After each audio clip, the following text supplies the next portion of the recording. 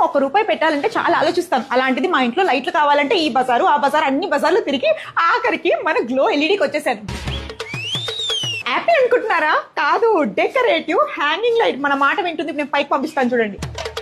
మీకు ఎలా కావాలంటే అలా అడ్జస్ట్ చేసేసుకోండి. కాప్ లైట్స్ నేను బయట అడిగా, ఎంత అనుకుంటున్నారు? 1200 ఉన్నాయి. కానీ ఇక్కడ 450 అంటే up to 60% off on cap lights.